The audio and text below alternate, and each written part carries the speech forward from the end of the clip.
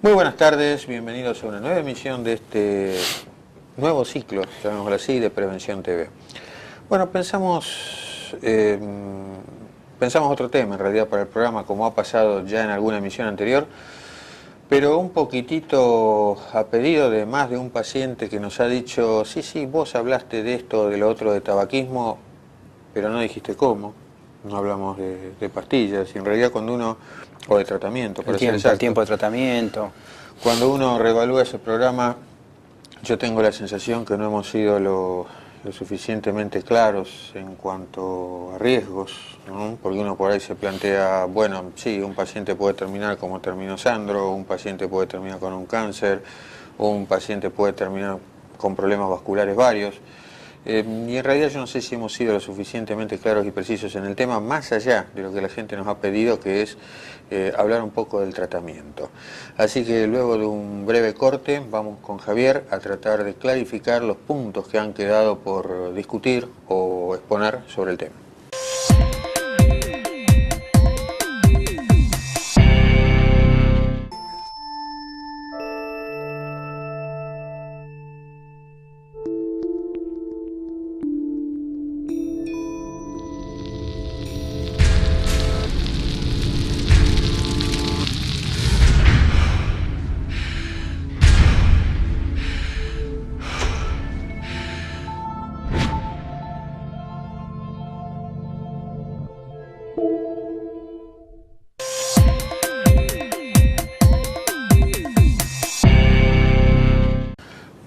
Vamos a empezar con lo que nos pidieron, ¿no? Porque uno ve por ahí multitud de cosas, método fulano, método mengano, acupuntura, láser, pastillas,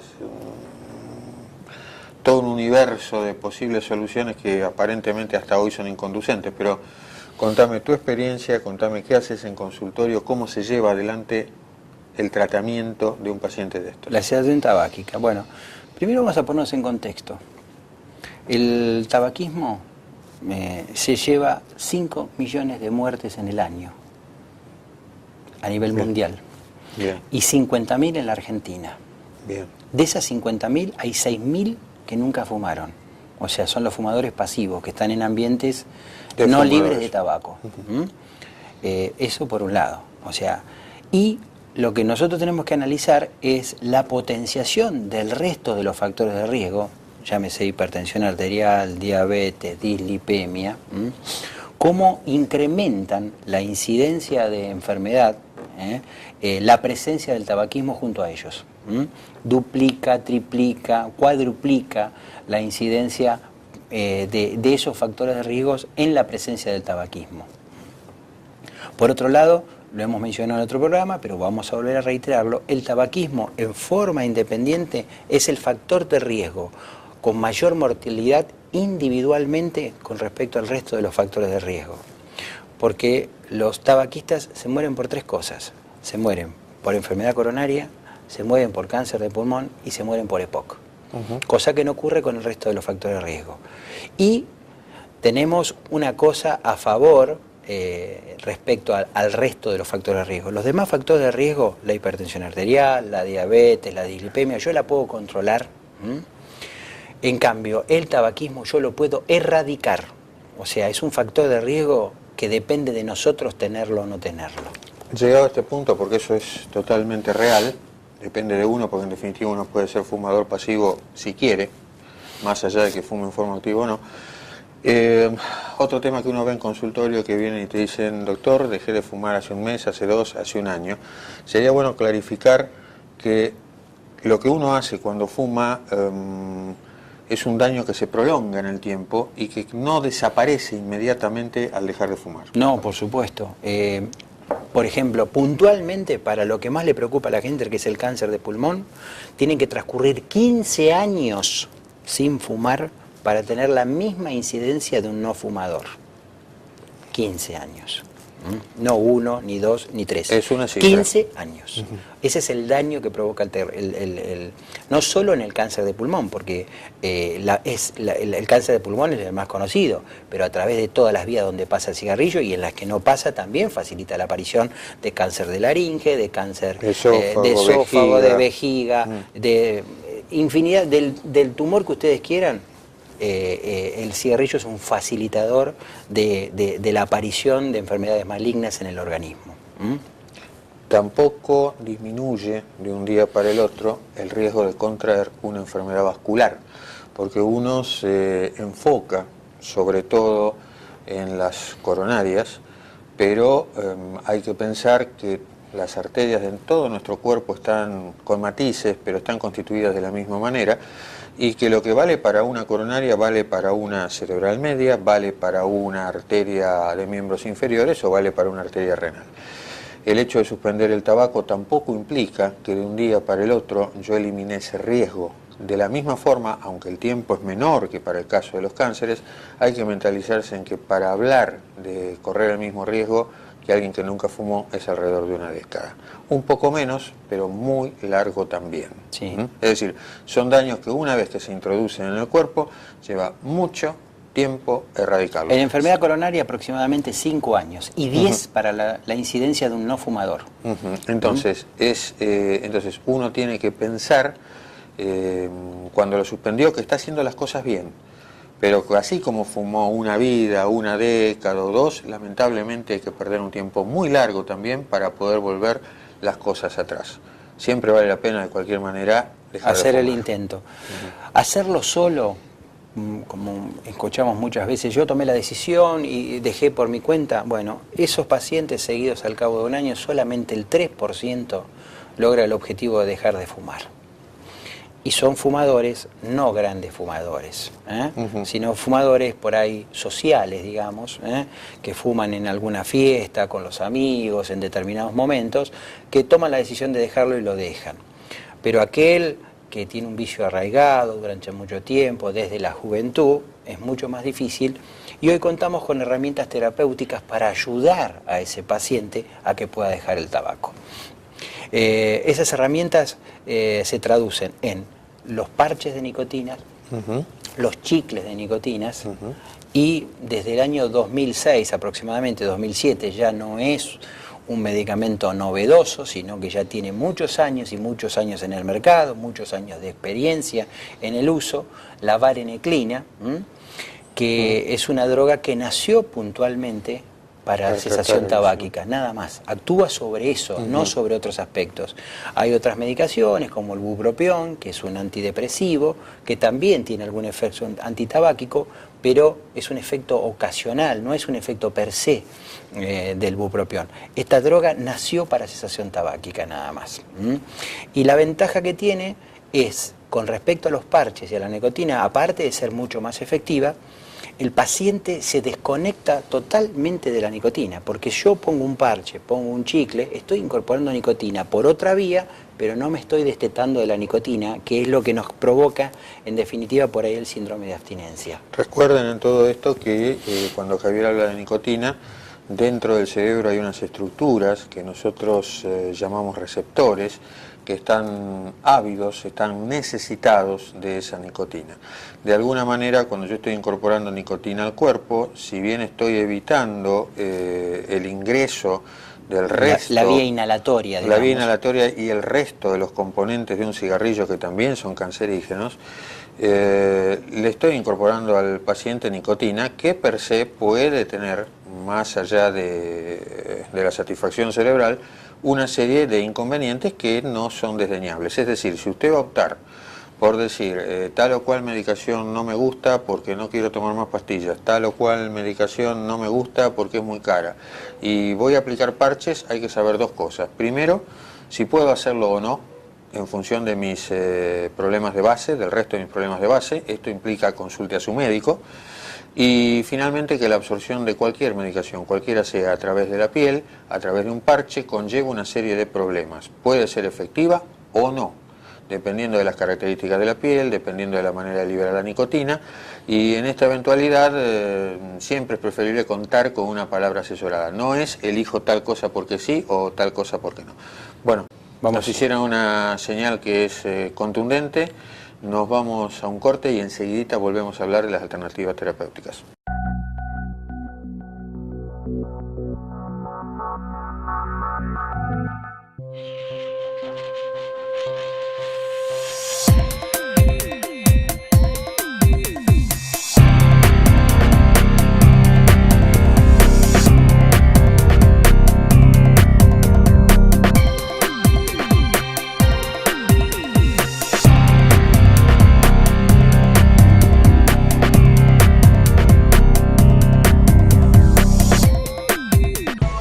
Desde que usted contrata una cobertura médica hasta que comienza a utilizarla, todas las empresas son iguales. Después, es mejor que sea el Círculo Médico de Quilmes, quien le ofrece a través de FEMEVA Salud Quilmes y EMEDIC una real libre elección del profesional en su consultorio particular y beneficiarse con su aporte de ley.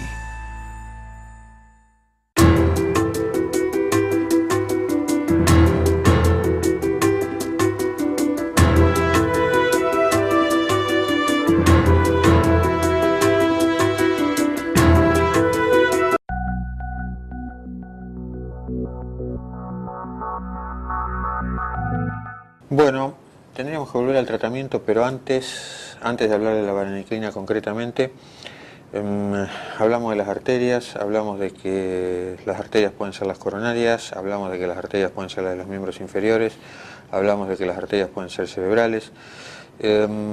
Háblame dos palabras de cómo y por qué se lastima, se obstruye, se lesiona una arteria. Bueno, nosotros tenemos las células endoteliales, que son las que tapizan la pared de las arterias. El ladrillo de la pared. El ladrillo de la pared. Si la cámara me toma, nosotros tenemos las células endoteliales pegaditas una con la otra. El cigarrillo, la nicotina, el humo del tabaco, que tiene 4.000 y pico de sustancias tóxicas, 50 cancerígenas, entre otras cosas, me provoca que esas células endoteliales, en vez de estar pegaditas, empiecen a despegarse. Y al despegarse, el colesterol que está circulando, aunque no sea muy elevado, empieza a entrar adentro de las paredes de las arterias, provocando la enfermedad ateromatosa. Ese es el mecanismo por el cual se produce eso. Y eso tiene que ver con una sustancia que se llama óxido nítrico, que en algún momento fue un premio Nobel de Medicina. Esa sustancia es generada por las células del endotelio, y cuando uno fuma, durante 90 minutos, cuando prende un cigarrillo, ese óxido nítrico se pone en nivel 0, con lo cual esas células endoteliales están vulnerables en ese momento para que ingresen las partículas de colesterol circulantes. Quiere decir que se abren esas células endoteliales, dejan de estar pegaditas y ingresa el colesterol generando la enfermedad ateromatosa. Brevemente y para no generar confusión, ¿qué ventaja o desventaja tiene el óxido nítrico? ¿Para qué sirve? ¿Por qué lo necesitamos? El óxido nítrico es un potente vasodilatador a nivel de las arterias y me protege justamente de la eventualidad esa en el endotelio de las arterias. Entonces, es decir, esa producción de óxido nítrico implica que usted tenga mayor cantidad de sangre en el momento que la necesite, en el lugar que la necesite, si la arteria funciona bien y puede producirlo. Si yo fumo, no tengo óxido nítrico y no tengo los beneficios que eso genera. Bueno, respecto al tratamiento, el tratamiento no es un tratamiento que me va a llevar 2 años, 3 años, no. El tratamiento de punta a punta son 3 meses de tratamiento. ¿En qué consiste el tratamiento? Primero, en un convencimiento por parte del paciente de que realmente tiene la necesidad imperiosa de dejar el cigarrillo. O sea, el paciente tiene que venir al consultorio convencido de que realmente quiere dejar de fumar. Nosotros la primera pregunta que le hacemos en el consultorio es ¿cuándo fuma su primer cigarrillo? ¿Por qué cuando fuma el primer cigarrillo? Porque ese primer cigarrillo de la mañana es el cigarrillo más adictivo de todos. Eso es un poco lo que explicaba Fernando en el bloque anterior de los receptores nicotínicos que tenemos en la cabeza. Cuando durante la noche estamos durmiendo, esos receptores se quedan sin combustible. Entonces, cuando me levanto a la mañana, lo primero que hacen es pedirme combustible, es decir, pedirme nicotina, para que esos receptores estén confortables, llenos de nicotina.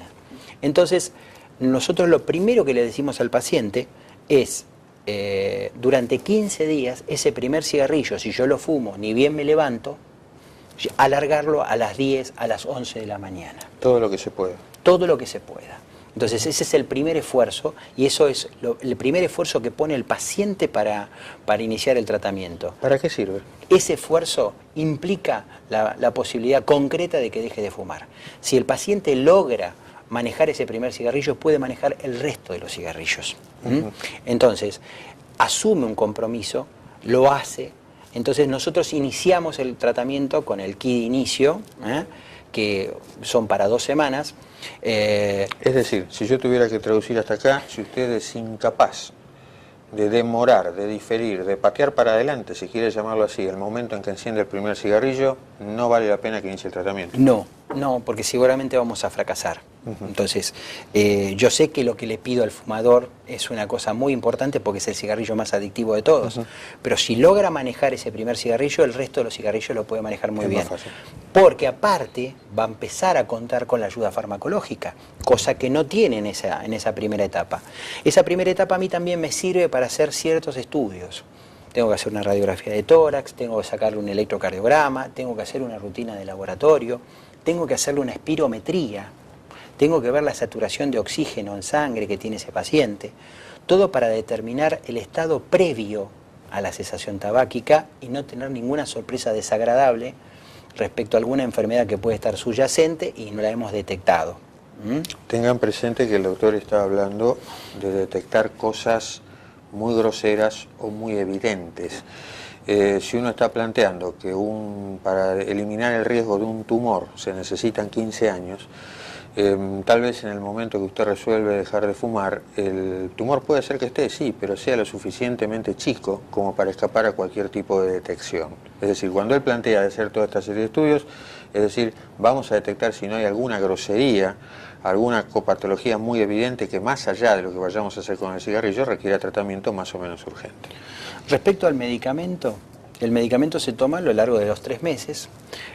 Nosotros con ese kit de inicio, la primera semana de tratamiento, el paciente puede convivir con el cigarrillo. Es decir, ¿puede fumar mientras toma la medicación? Mientras toma la medicación, lo que pasa que no le va a resultar tan placentera la medicación, o sea, no le va a resultar tan placentero el cigarrillo, va a tener cierto rechazo hacia el cigarrillo y por ende toda esa primera semana que puede estar conviviendo con las pastillas y el cigarrillo, va a bajar el número de cigarrillos ya totales, porque no le provoca la satisfacción que le provocaba antes.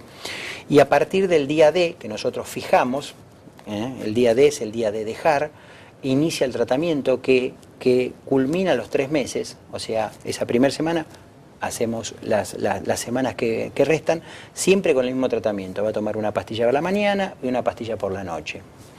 ¿Qué interacciones tiene con el resto de la medicación que yo puedo estar tomando? Ninguna. Por suerte es una medicación de origen vegetal que no tiene interacciones con ningún otro fármaco. O sea que la podemos asociar a un paciente hipertenso, a un paciente dislipémico, a un paciente diabético. De origen vegetal. Es de origen vegetal el producto, y tiene la particularidad, está en la droga que se la llama vareniclina, de tener 20 veces más afinidad por el receptor que la propia nicotina. Esto quiere decir que cuando yo tomo el medicamento, esos receptores nicotínicos están ocupados por el medicamento. Entonces la nicotina no tiene lugar donde expresarse. Por otro lado, si nada más me bloquearía los receptores, tendríamos lo que nosotros denominamos el síndrome de abstinencia, que es decir, como ese receptor está bloqueado, el paciente estaría nervioso, tenso, agresivo, falto de nicotina. Pero la droga tiene una particularidad que lo estimula un poco al receptor, no como el cigarrillo, pero lo estimula un poco, con lo cual uno no siente la deprivación del cigarrillo. Por eso es mucho más fácil y mucho más manejable la cesación tabáquica a través de esta ayuda farmacológica. Porque nos permite que el paciente no esté con el síndrome de abstinencia, que ocurre en aproximadamente entre el primer día y los 60 días. Por eso el tratamiento dura un mes más para fortificar la cesación tabáquica. Y en realidad tenemos muy buena experiencia, porque si el paciente hizo bien los deberes, pudo alargar ese primer cigarrillo, en general las recidivas son muy difíciles, salvo algún acontecimiento, y tratables por supuesto, se puede encararlo, ya conoce cómo encararlo. Nosotros acompañamos el tratamiento con un libro que lo va a acompañar al paciente durante los 90 días, donde le va a ir indicando las cosas que le pueden ir sucediendo y cómo encararlas. Es decir, por ejemplo, con respecto a esos primeros 15 días que uno tiene que alargar, tengo que cambiar algunas de mis costumbres. Desayunar, bañarme, salir a caminar. El hecho de hacer algún cambio me permite alargar el tiempo de no fumar ese primer cigarrillo y llevarlo. Por otro lado, también es aconsejable que el paciente empiece a hacer algún cambio de actitud en el estilo de vida, puntualmente que es el de empezar a caminar, paralelamente con eso, como para que la caminata sea un cable a tierra que antes recurría a través del cigarrillo. Quedaría todavía algún tema más por hablar, pero que es que comemos para reemplazar al cigarrillo cuando viene la ansiedad, pero sí, lamentablemente ya no están haciendo demasiadas señales como para seguir adelante. Creo que lo básico está claro, se puede dejar de fumar, es difícil, pero nosotros tenemos muy buenos resultados. Así que hagan el intento, vale la pena, y realmente ustedes, sobre todo fundamentalmente las mujeres, van a notar un cambio en su aspecto físico increíble. Tenemos pacientes que al dejar de fumar y al estar mejor oxigenada la piel, ha cambiado completamente de gusto y parecen los hermanos menores de los otros pacientes. Vamos a un breve corte entonces y cerramos el programa. Sí.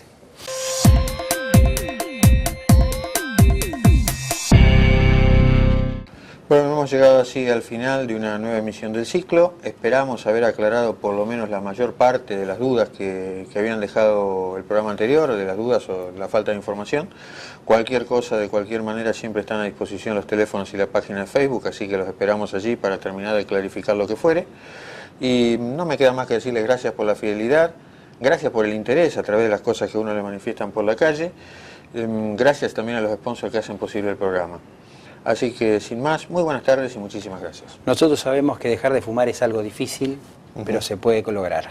Así que, con que alguno de ustedes haya visto este programa y logre dejar de fumar, nos damos por satisfechos. Hasta el próximo programa.